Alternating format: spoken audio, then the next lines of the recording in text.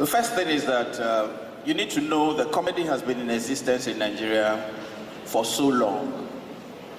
But what was not there was that there was no proper commercialization of stand-up comedy. There was slapstick, there was television comedy, there was radio comedy. But stand-up comedy was not commercialized until we came on the scene. There were quite a lot of things that made it happen. There's no need to tell you how it started. I got into stand-up comedy in 1987, but started practicing it fully in 1988. So next year will be 30 years. So how did comedy become such a big do in Nigeria? But by the way, I need to let you know that the Nigerian stand-up comedy is what is triggering the stand-up comedy in every other part of Africa right now. The people who are depending on the Nights of 1,000 Laughs, VCDs, not DVDs, VCDs, to anchor their own careers in Botswana, in Mozambique, in South Africa, and in other parts of Africa. So how did we get comedy to become a big deal? When I came on the scene, we were last to get on any program and first to go. When I say last to get on any program, is that nobody ever thinks of getting a comedian. And when they got a comedian, if they decided they were going to cut costs, the first person to leave the program is a comedian. And so we started working on our value propositions. The value proposition is the only thing that converts your talent to cash. It is when people see that the talent you have is a service that they can use, that is when they begin to pay you money for it. And so we started, okay, pardon me when I speak in plural, when I say we, I'm talking of the comedy industry. We had a big break amongst people who saw the value that we had. And so we continue to push the visibility of our art. We push the creativity, and we used adaptive dynamics. Adaptive dynamics is that then I would go to any seminar and I would tell them, sir, I'm a comedian. If you give me just 5 minutes between your break, just like this kind of event, I say, if you give me 5 minutes between your break, I'll do something. And we also used a lot of fame. Fame was something that we climbed on. For instance, when I was in Ekpoma, Sashino Peters would come to Ekpoma to perform. Orizuliki came to Ekpoma to perform. Charlie Boy came to Ekpoma to perform. And in all those platforms that those people had, they brought their fame from Lagos, and as soon as they got there, we jumped on it and made ourselves popular. And then we got a presidential nod in 1999 when Obasanjo became the president. Obasanjo became the president and he saw the value that was in stand-up comedy because he himself was somebody that had wit and had a great sense of humor.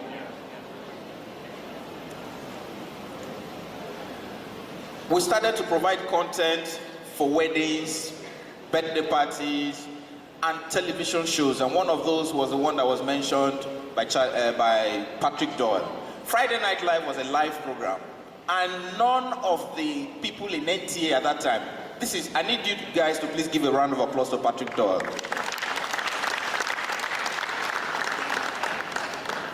They refused to let Patrick have me on the show. They said if it was a recorded program, and don't forget that it was the military era, and during the military era, between 93, 94, 95, 96, nobody was going to put you on television so that you can say anything you liked. But Patrick put his show on the line, and Patrick said, I've seen this guy perform at Jazzville, and I think he can deliver. Back then, the platforms that we had were not so many, but we grew them. There was Woodhouse, there was Jazz 38, there was Jazzville, there was this place that was on top of, on Allen Avenue, Pintos. And as I mentioned, Pintos, some people who knew Pintos were there. And then there was bread and butter next door to it, which was where Lagbaja started. We used to go to all those places to perform. And the idea was just to sell the comedy to people, let people appreciate it. Because the reason was people did not appreciate stand-up comedy. And for you to sell it to them, it meant that they needed to see the value. And so we were doing a lot of free shows to make people see the value proposition. And then events started happening, that event planners, and that's another thing, event planners also helped us grow. And then democracy. Democracy was one reason why we grew. I remember when Abacha was in power, and we had a dinner, and I worked with a man called Inke Nandagoba of blessed memory. I was to introduce the Akwa Ibom cultural troupe. And as soon as I introduced the Akwa Ibom cultural troupe, they came on stage, and I noticed that Abacha was sitting down and he was wearing dark glasses, Ray-Ban glasses. And I said, Your Excellency, sir. I said, stop, don't play. Your Excellency, sir, this is a cultural troupe that came all the way from Akwa Ibom. They are going to perform. If you wear your dark glasses, you won't see them. He laughed, removed the glasses, and folded them. The Ray-Ban that you folded them and put it in a case and put by his chair. So I said, you can start performing. Then I started seeing men in suits going backstage. I said, Temiti Bami. So I did not stay, you know, I would have gone backstage and I would have been gone. So I came down the front of the stage and walked to where Abacha was and sat by his legs.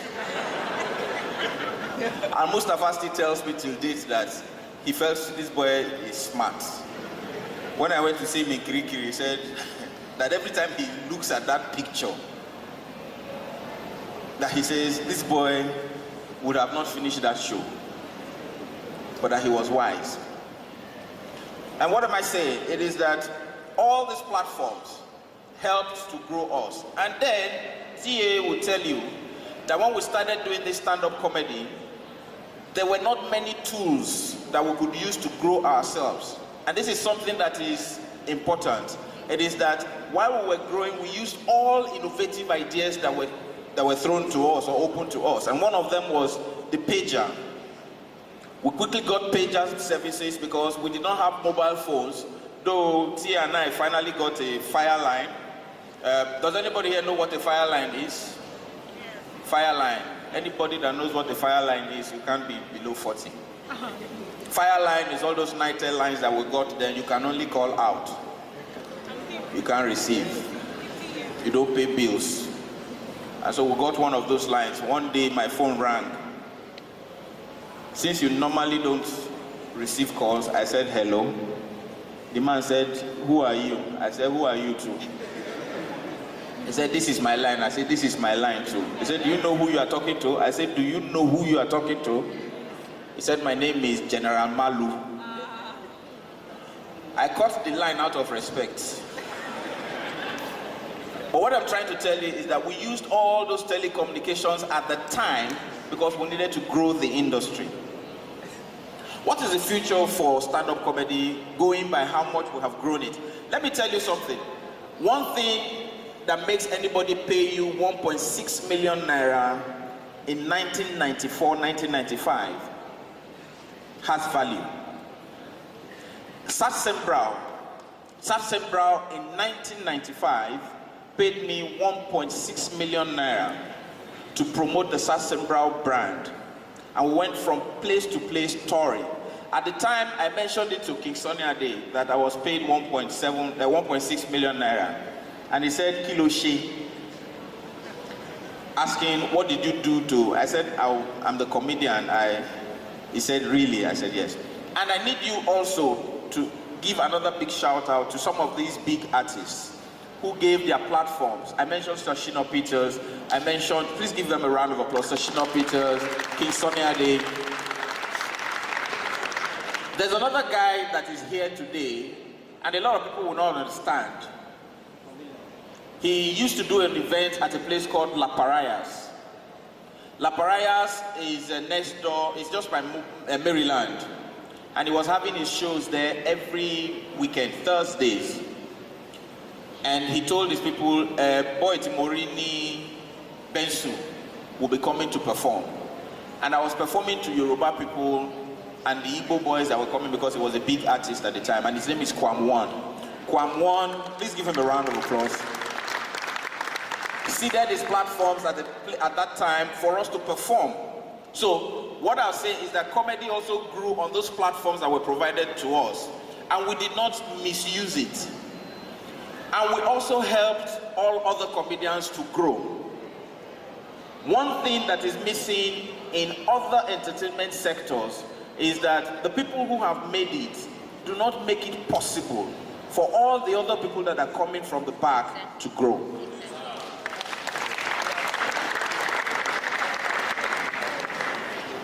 As comedians, if I had an event and I knew that I already had another event and somebody comes to me, I'll call either TA or Mohammed Danjuma of blessed memory. We were running things. The kind of money we made between 1993 and 2003, the present day comedians have not made half of it. TA is here.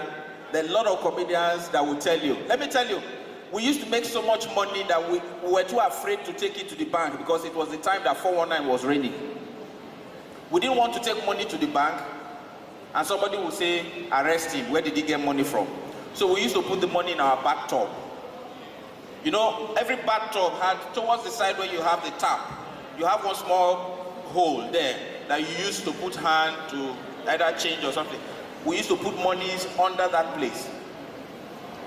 When we were moving, Tia and I were staying in Ilugbeju. When we were moving to Lekki Phase 1 in 1997,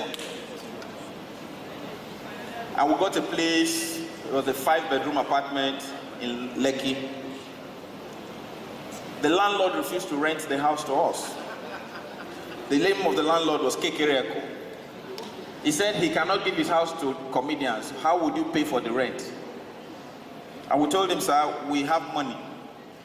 And he said, like how much? We said, how much is the rent, sir? He was surprised. He said, his rent is 350. We said, 350,000, sir. I said, we'll pay for 3 years.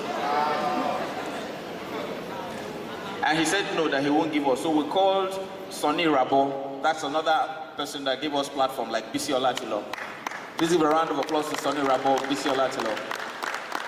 And these two people called Kekereko and told Kekereko, these boys have more money than us. They can rent the house. And we rented the house between 1995 and 1997. Actually, we took the house over from a lady called Regina Askia.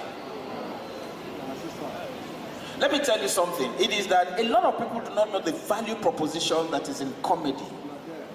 So as far back as, if it were not for these young boys that came, that started spending money loud and exposed us, nobody knew we were making money. Then Mohammed Danjuma and I will buy second-hand V-boots and we'll be driving. Then Julius Ago came, Basket Mouth, Teju. All of them started buying new cars. People were wondering, these guys have been in this business. How come they are not driving cars like you too? Hey. Because that was why a lot of people thought that some of us who had girlfriends at the time, that we were living off our girlfriends because they didn't know how much was in comedy. But gradually they started knowing how much was in comedy. Let me tell you the things that comedy does for the industry and the economy. That's the socio-economic importance of stand-up comedy. As a stand-up comedian, how many of you here know that the biggest shows in Nigeria are organized by comedians? The biggest shows. To plan a comedy show of the type of AY or January 1st, you spend 150 million naira, basic. 150 million naira. If you've gone to a sub show, a B standard show, you must spend between 80 and 100 million naira. The other shows for Muson and the rest of them, you can do about 20, 30 million. Why do you think Nigerian musicians don't organize events? They make their money and spend it on themselves. We comedians will put those shows and get them to come perform at the show so that you can see them. The other things that we do, we provide for the allied businesses. And the allied businesses, the makeup industry, the bouncers that come to those events, the venue rentals, content managers, as you will get to know later from MTN, telecoms companies, because it is because of the way that we have grown ourselves that makes telecoms companies think that there's value in using a comedian as an ambassador. It is a Lazarus philosophy. Until you see something that you need to climb, you will not climb it. If you're short, you must look for something that is tall that will grow your brand. And so these telecoms companies and other people recognize that fact with us. We help the decorators. We also grow the event planners' businesses, printers. We print posters, invites, and tickets. Though this ticketing thing is now becoming a problem because at AY's show, the fake ticket was better than AY's ticket. Because as people were coming, AY was bouncing people that had the original tickets and allowing people with fake tickets in. Until he realized that the fake ticket was actually the fake one. We, as comedians, are now one of the best dressed people in the industry. We buy clothes from fashion designers. We help car dealers, businesses, insurance companies, properties. There's hardly, and I mean this, there's hardly any top-ranging comedian and top-ranking comedian that does not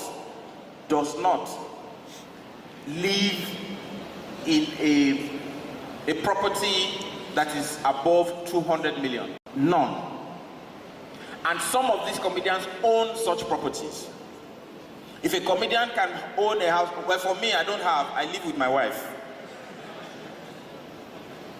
Sound engineers, stage managers, lawyers, pastors in churches. You don't know how much we support them because if you pay your tithes, you will understand. Schools, theaters, equipment rentals, ushers, caterers. These are some of the things that we do. And as comedians, we are social commentators. And social commentators will take issues and highlight them. We take those issues and highlight them so that people can see cultural issues and influences. We highlight the things that people are ignorant about. As comedians too, we have changed the economic dynamics of certain families because when as a comedian you make money, all your brothers can be survived. You can see the family of AY. We also know how to trigger conversations. So on the social platforms, you will see that a lot of comedians give strength and weight to a lot of stuff that people talk about. Finally, before I sit down, I'd like to say that the future is very bright for comedians because the platforms are growing. There's television late night shows. We have not started with television late night shows. There are cartoons. Don't you see how bad it is that they come here to take our stories of the lion and the tiger and the elephant and go there to make Lion King and Madagascar and bring back to us in Africa to enjoy. Fela from Broadway wasn't from Ikeja. We are now, as comedians, we believe that the future is bright because we do not still have comedy clubs. Comedy clubs are scattered everywhere. And ladies and gentlemen, I would say that the course of study of comedy is going to be in some universities very soon, and the future is very bright. God bless you.